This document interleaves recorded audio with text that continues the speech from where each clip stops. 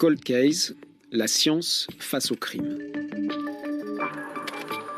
3e épisode, l'affaire Alexandre Ginca et le rôle décisif de la médecine légale.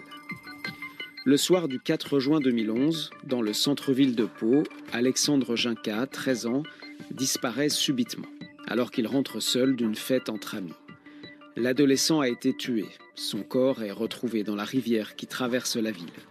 Des expertises ADN, l'exploitation de la téléphonie vont faire avancer l'enquête, mais l'implication d'un légiste va s'avérer déterminante. L'affaire Alexandre Ginca est le rôle décisif de la médecine légale, un récit de Pierre de Cossette. Un enfant de 14 ans a disparu à Pau. Alexandre Ginca n'a pas donné signe de vie depuis samedi dans la nuit. Il devait rejoindre le domicile de son père près de la place de la République. Souriant et est assez énergique, mais bon, par contre, son défaut, c'est très influençable. Plus le temps passe, plus la disparition d'Alexandre est inquiétante. C'est un élève qui est bien intégré dans son collège, bien intégré dans sa bande de camarades. Aucune raison objective de penser qu'il ait eu envie de fuir. La victime est un enfant, un jeune adolescent. Cette voix, c'est celle de Jean-Christophe Muller. En 2011, il est depuis peu procureur de la République à Pau. Nous le retrouvons aujourd'hui à Paris, dans une salle d'audience du vieux palais de justice, île de la Cité, où, comme avocat général, il porte l'accusation dans des affaires criminelles. Mais l'affaire Ginca, c'est peut-être le dossier de sa vie. Moi, j'ai des enfants qui avaient cet âge-là. Et donc, évidemment, il y a un phénomène d'identification. Dans les premiers temps de l'enquête, on n'avait aucune piste.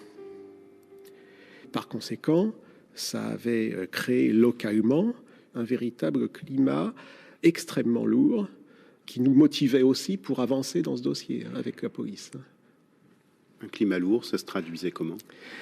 Un climat lourd, c'est ce qu'on peut imaginer lorsque un adolescent disparaît une nuit dans une ville de 80 000 habitants et qu'on peut se demander si quelque part ne rôde pas un prédateur qui serait susceptible de s'en prendre ultérieurement à d'autres personnes. Et puis, au-delà de ça, le coupable était dans la nature.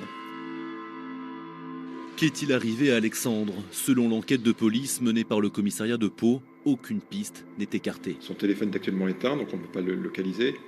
Nous avons différentes pistes par rapport aux éléments que l'on a. Ces pistes, en revanche, ne nous permettent pas de privilégier une hypothèse plutôt qu'une autre. Et donc, du coup, nous suivons toutes les pistes possibles. Fugue, disparition, accident, enfin, tout le volant d'hypothèses est survolé. Alexandre Ginca est un adolescent sans histoire, comme on dit. Une mèche sur le front, fan de skateboard et de jeux vidéo. Cette soirée du 4 juin 2011, un samedi, il la passe avec des copains, une fête de quartier à Pau. Il prévient son père qu'il rentrera à 23h, mais il ne rentrera jamais. Je m'appelle Jean Rodebé. En 2011, lors de la disparition d'Alexandre, j'étais le chef de l'antenne de la police judiciaire de Pau. Lui non plus n'a pas oublié. Le commandant Hourdebay nous reçoit chez lui, dans le Béarn. Il est aujourd'hui à la retraite et se souvient parfaitement du moment où la police judiciaire, l'APJ, est saisie de l'enquête. Les photos d'Alexandre étaient placardées un peu partout dans Pau. On a vite compris que c'était une affaire importante et il fallait, je pense, du temps pour la régler. Parce qu'on avait vu, il a disparu le 4, dans le parcours 1500 mètres à peu près, entre l'endroit où il a quitté ses 3 camarades et l'endroit où il a découvert son vélo. Au début, on a fouillé partout, notamment les bouches d'égout et tout ça. Et après, on s'est rendu compte qu'il y avait une caméra au bureau de poste, au-dessus du distributeur automatique de billets. Et on a vu sur les images Alexandre qui passait tranquillement en vélo sur le trottoir. Donc on a compris qu'il avait disparu entre la poste et l'endroit où était découvert son vélo. L'actualité régionale, elle est également à Pau, où l'inquiétude est vive suite à la disparition depuis samedi d'Alexandre, 13 ans et demi. Le vélo de l'adolescent a été retrouvé près des Halles. En plus, le laboratoire de Mépiche qui a fait les expertises avait mis en évidence son profil ADN sur le cadenas du vélo. Donc, on a pensé que c'est lui-même qui l'avait attaché au poteau, alors que généralement, quand il rentrait chez son père, il le mettait dans le hall où il était en sécurité. Ce qui est, à mon avis, extraordinaire, c'est qu'à 22h59, à quelques mètres de là, il y a une personne qui gisait ivre-morte dans le caniveau. Les secours viennent sur place, les pompiers, des personnes se sont arrêtées parce que la circulation était bloquée. On a entendu une dizaine de personnes, elles n'ont rien vu, enfin, en rapport avec la disparition d'Alexandre. Là, la difficulté dans cette affaire, c'est qu'on n'avait pas de scène de crime, on n'avait rien. On ne savait pas, enfin au départ, comment il avait disparu, on ne savait rien. Parce que dans une affaire criminelle classique, bon, vous avez la scène de crime, l'homicide, donc ça vous amène déjà les conditions dans lesquelles elle a été tuée, l'enquête de voisinage, enfin bon, tout ça qui vous amène beaucoup d'éléments au départ. On est parti sur deux principes, soit un délinquant sexuel, soit des patients du CHP. Centre hospitalier des Pyrénées, l'hôpital psychiatrique de Pau. On a ciblé les cas sexuels et bon, enfin un fou entre guillemets, au départ. Depuis 6 jours, on est sans nouvelles d'Alexandre Junca.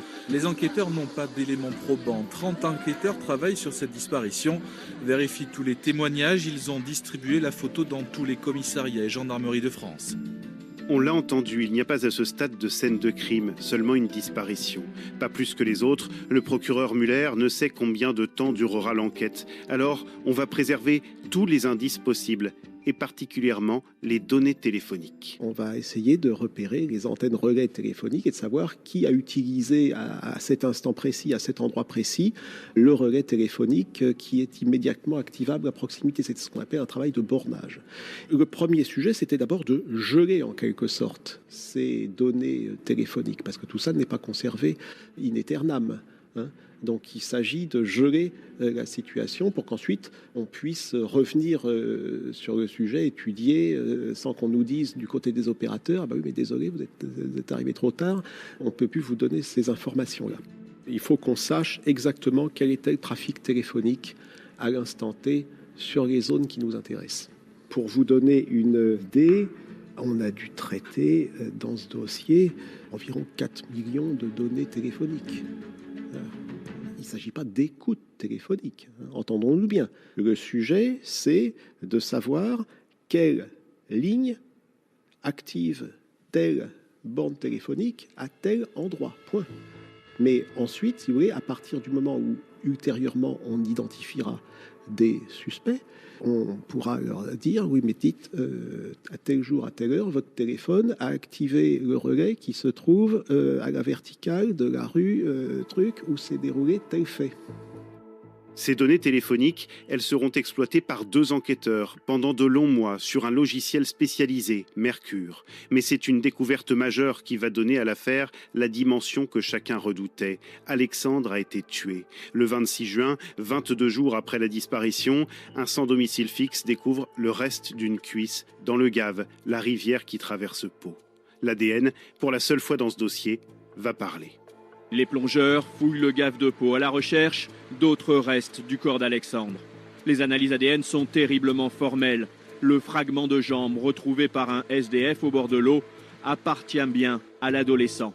C'est une information qu'il va falloir donner aux parents de l'enfant avant qu'ils ne la prennent d'une autre manière, hein. C'est-à-dire de façon indirecte, par des bruits ou des indiscrétions, etc. Cette annonce, ce sont la juge d'instruction et le procureur Muller qui vont en avoir la charge. C'est un moment évidemment tout à fait difficile pour faire cette annonce. Voilà. À partir de là, on change évidemment de dimension là aussi sur le plan juridique, puisqu'on n'est plus dans la disparition, on est dans la mort, hein, on est potentiellement dans le meurtre, éventuellement dans l'assassinat. Et ça, c'est vraiment quelque chose, enfin, je revois ce moment-là très précisément avec les parents de la victime, hein, ce qu'attendent les parents d'une victime en règle générale, lorsqu'ils sont malheureusement confrontés à une épreuve aussi épouvantable que celle-ci. Ils attendent sans doute qu'on participe à leur douleur, bien sûr, mais ils attendent plus, hein. Ils n'attendent pas qu'on pleure avec eux, ils attendent qu'on agisse pour aller de l'avant. On a passé la journée d'hier à pas y croire, à se dire c'est pas possible, tout en sachant que c'était vrai, mais il y a quelque chose au fond de nous qui nous disait non, ça peut pas être lui. Pour nous, c'est dur de se dire qu'en fait, il avait vraiment aucune chance, il a pu tenter n'importe quoi, mais bon, voilà. Cette cuisse, il va falloir la regarder, l'analyser. C'est le moment où intervient le docteur Ben Ali. Côtoyer la mort, c'est son quotidien de médecin légiste depuis 20 ans. Plusieurs milliers de corps sans vie sont passés sous ses yeux. Larbi Ben Ali nous reçoit à l'hôpital Pellegrin à Bordeaux. C'est là qu'il exerce et qu'il se trouvait lorsqu'il a été contacté pour la première fois dans ce dossier. Alors oui, je m'en souviens très très bien parce que je me trouvais à l'Institut médico-légal où on se trouve actuellement et des enquêteurs m'ont contacté directement, m'ont demandé s'ils pouvaient venir à l'Institut médico-légal pour me montrer des photos d'une affaire qui était en cours dans la région. Je n'en savais pas plus. J'ai accepté bien sûr. Ils m'indiquent qu'est-ce qu'on peut faire pour remonter à un éventuel auteur à partir d'une pièce anatomique isolée. Alors techniquement, j'enlève tout le caractère émotionnel de la vision de cette cuisse que l'on sait sûrement appartenir à un adolescent. Spontanément, on regarde les extrémités des deux plans de coupe, déjà pour avoir une idée de l'agent vulnérant, c'est-à-dire de l'instrument qui a été à l'origine de la coupe. On ne comprend pas trop parce qu'on se dit, on a l'impression qu'on a quelqu'un qui a du matériel, qui a beaucoup de matériel. Pour sectionner une tête fémorale, il faut une scie, il faut une feuille de boucher par exemple, un hachoir ou autre. Et en même temps, on a autour de cette tête fémorale des signes qui nous montrent que la personne en fait n'a pas forcément un matériel très très adéquat. Donc d'emblée, cette cuisse, elle est discordante par sa morphologie, par les plans de coupe, et spontanément, on pense que cette cuisse a été traitée par, non pas un auteur, mais peut-être deux, avec des profils probablement différents. Un qui semble connaître un tout petit peu l'anatomie, et un autre qui est complètement béotien. Le docteur Ben Ali a parlé de l'agent vulnérant, ce qui a permis de démembrer le corps d'Alexandre. Pour avoir une idée plus précise encore, il va notamment réaliser des prélèvements sur l'os à la recherche de résidus métalliques. L'autopsie en grec, c'est voir soi-même, donc ça c'est important, c'est vraiment notre travail, c'est un travail de constatation. Par exemple, si on a une concentration importante de titane, on sait qu'on va être sur du matériel professionnel, chirurgical, ou peut-être même de boucherie ou autre. Donc ça va nous orienter vers un type ou un profil d'auteur. Sans surprise, on ne trouve rien de spécifique. On a de tout, de l'aluminium, du titane, voilà. Donc on peut penser qu'il y a eu une pollution par les os, par le milieu de séjour de la cuisse. C'est une attente qui devient quasiment insoutenable puisque pour l'instant nous n'avons aucune réponse quasiment. C'est ni sur les circonstances du décès d'Alexandre, ni sur un éventuel auteur, ni sur son corps, ni voilà, que des interrogations et c'est vrai que c'est extrêmement compliqué à gérer au quotidien. Dans le même temps, au laboratoire de police scientifique de Marseille, on essaie de dater la présence dans l'eau de ce qui constitue à ce stade l'unique espoir de retrouver le ou les meurtriers d'Alexandre. Les survols en hélicoptère sur 30 km en aval du Gave de Pau pour retrouver le reste du corps du garçon ne donnent rien. Mais les enquêteurs vont s'intéresser à une digue construite 200 mètres en amont de la découverte, une dizaine de jours après la disparition du garçon. Mi-octobre, des fouilles sont organisées dans ce petit bout de canal désormais à sec. On retrouve des os et le téléphone du docteur Ben Ali sonne de nouveau. C'est l'urgence et on m'envoie un hélicoptère ici et je pars avec un collègue anthropologue biologiste, voilà, parce qu'on sait qu'on va probablement faire des fouilles façon archéologique, voilà, donc à la truelle, au pinceau et à quatre pattes.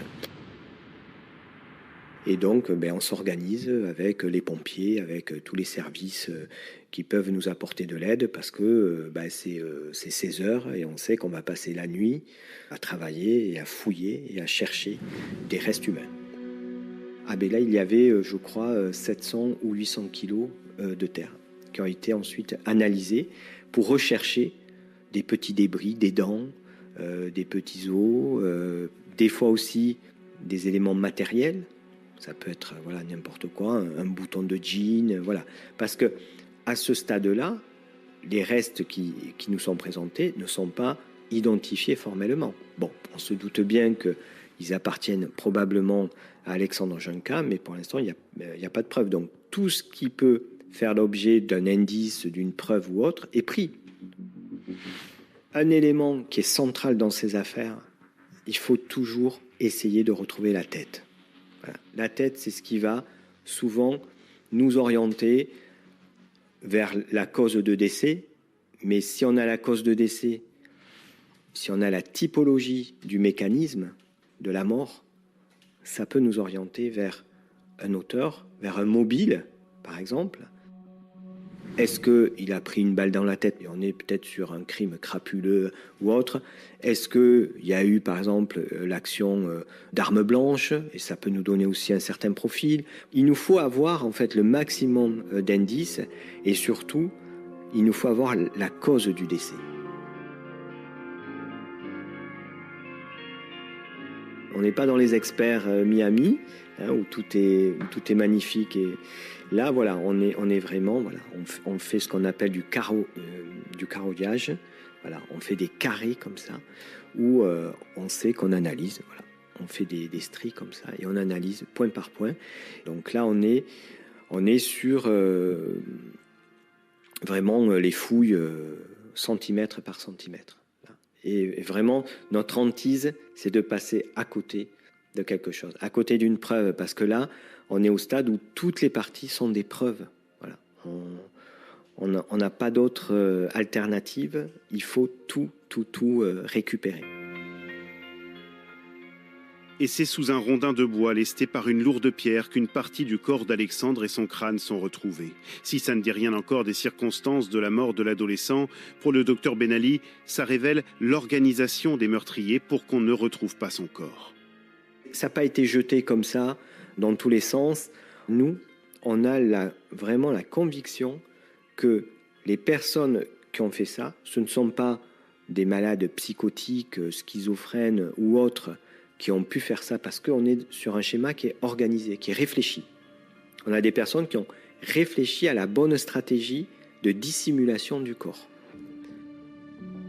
Il n'y a plus aucun doute, les restes humains découverts dans le canal latéral au Gave de Pau appartiennent bien au jeune Alexandre Junca. Après 3 jours de fouilles, les enquêteurs disposent de la quasi-totalité du corps de l'adolescent, des restes bien conservés dans un amas de boue et de vases. D'autres éléments matériels ont également été mis au jour. À cet instant, Larbi Ben Ali le reconnaît, il est un peu plus que médecin légiste. Moi, je suis pas un profileur, mais en tout cas, je pense que le médecin légiste qui voit des lésions tous les jours, c'est son travail, bien sûr que quand on voit une lésion pour nous, on se dit par quoi ça a été fait et qui a pu le faire. Dans cette affaire, on est allé au-delà de notre fonction. C'est une affaire hors norme, exceptionnelle. Donc bien sûr que je ne vous raconterai pas toutes les théories que l'on a pu faire avec certains collègues. Oui, il y a eu un dépassement de fonction. Et parce que c'était un enfant? Parce que c'est un enfant, parce qu'on sait qu'on a vraiment une plus-value sur ce type d'affaires complexes. Et plus c'est complexe, et plus le médecin légiste a une plus-value pour l'enquête. Je ne vais pas hiérarchiser les violences, mais quand on a un coup de couteau qui atteint le cœur, pour nous c'est assez simple. On connaît la cause de décès, on connaît l'instrument. Là, on est parti en fait de l'anti-puzzle. D'habitude, en fait, on part d'une globalité et puis on arrive à la cause de décès. Voilà.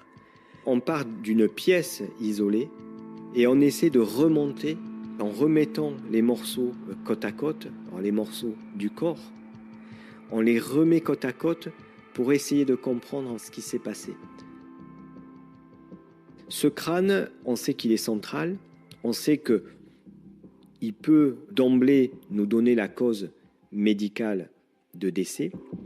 Donc on va le transporter dans une malle avec du sable, enfin voilà, vraiment avec des précautions, comme si c'était vraiment un bijou d'une grande valeur. Donc le crâne, il est nettoyé, il est scanné. On va le passer au scanner Voilà. Parce qu'on retrouve sur la partie frontale du crâne une fracture un peu atypique, qui est isolée des autres fractures. On fait de la reconstruction 3D, c'est-à-dire qu'on va pouvoir tourner dans tous les sens la tête à partir d'outils informatiques. On s'aperçoit par des techniques d'imagerie, on a une fracture vraiment qui part presque à 90 degrés, qui est une fracture instrumentale, on en est sûr. Et cette fracture va être mesurée. On fait ce qu'on appelle la morphométrie de la fracture et on arrive au résultat que cette fracture mesure autour de 35 mm de long, qu'elle est rectangulaire et donc on va rechercher un outil de ce type. Et l'outil, ça peut être quoi? Là, à ce stade-là, l'hypothèse la plus forte, c'est un marteau. On met l'hypothèse, on explique et on dit dans nos rapports et même lors des réunions, on dit voilà, il faut rechercher un marteau. Nous sommes 4 mois après les faits. 80% du corps d'Alexandre a été retrouvé, mais pas son ou ses meurtriers. L'enquête, qu'on appelle classique, de police judiciaire, du commandant Hourdebay et des nombreux policiers qui n'en dorment pas, ne livre rien de concluant. Des fois, il faut... Vous avez rien, il faut... Enfin, peu de choses, c'est important. Un petit élément qui vous permet de débloquer plein de choses. Le 2 juillet 2012, 1 an et 28 jours après la disparition d'Alexandre, les obsèques du collégien sont enfin célébrées. L'indispensable moment pour le deuil des proches et d'une mère, Valérie Lance, dont l'œil est attiré en ce même mois de juillet, coup de pouce du destin, par 3 lignes écrites à la main. Donc il y avait un registre qui a été ouvert à la mairie de Pau, donc on lui a remis le registre, elle a regardé, elle a été intriguée par un mot signé Mike SDF. Je connais ce qui est arrivé et je plains tes parents. Et le connard qui a fait cela est sous terre. Signé Mike SDF. Donc c'est sûr que c'est un peu intriguant. Bon, ça veut dire qu'il connaît l'auteur de l'homicide. On a fait des recherches, on a essayé d'identifier plusieurs Mike. Bon, c'était un peu compliqué parce qu'on avait recensé qu'il y avait à peu près 80 SDF, je crois, sur Pau, là. On ne saura jamais qui a vraiment rédigé ce mot sur le livre d'hommage, la graphologie n'a rien donné. Mais ce qui est certain, c'est qu'un SDF, Michael Bérel, est identifié et qu'il devient le suspect numéro 1 du meurtre. Un proche, Claude Ducos, 72 ans, est lui soupçonné d'avoir procédé au démembrement du corps d'Alexandre Junca. Enfin, les données téléphoniques gelées 1 an auparavant vont trouver leur utilité. La téléphonie nous aide parce qu'à partir de 23h, il appelle sa copine Fatima Enaja, des appels répétés. Peu après minuit, il appelle à plusieurs reprises son copain Claude Ducos. Il le rappelle, il laisse des messages. Claude Ducos, la nuit, je crois qu'il se couchait tous les soirs à 9h. Il coupe son téléphone. Il le dira lui-même. Il a dit que c'était bizarre, son attitude. Ça voulait dire qu'il était un peu en détresse, qu'il appelait à l'aide. Ça laissait présager que quelque chose de grave s'était passé. Eh bien, ce qui va se dégager assez rapidement, c'est que les lignes téléphoniques des suspects vont avoir une activité extrêmement suspecte à chaque endroit et à chaque heure déterminante du dossier. Pareil, dans la nuit qui est déterminée comme étant celle au cours de laquelle le corps de l'enfant a été immergé dans la rivière. 10 jours plus tard, à peu voilà. près. Les activités téléphoniques, là aussi, des uns et des autres, font apparaître que c'est précisément les relais de cet endroit-là qui étaient activés. Puis là aussi, on suit, par la facturation détaillée des téléphones, on suit les parcours des gens qui activent successivement des bornes au fur et à mesure de leur progression dans l'espace. Et on reconstitue en quelque sorte leur parcours.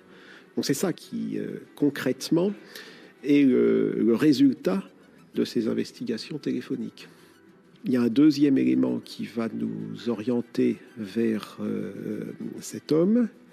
Ça fait partie des recherches minutieuses de police, c'est que cet homme, il a été condamné parce qu'il a déjà agressé une autre personne avec un marteau. Et on va retrouver ce marteau. Sur ce marteau, on ne retrouvera pas l'ADN de la victime, mais ce marteau, et les médecins légistes vont nous dire qu'il est compatible avec la nature des blessures qui ont été constatées sur le crâne de l'enfant. Jusqu'à ce moment-là, On était vraiment dans le brouillard. À partir de ce moment-là, l'auteur des faits, il était là. Il était dans la ville, dans le quartier. Il était proche de nous, presque sous les yeux. Voilà. Rebondissement dans l'affaire Alexandre Ginca. L'information est tombée à la mi-journée. 5 personnes majeures ont été placées en garde à vue ce matin.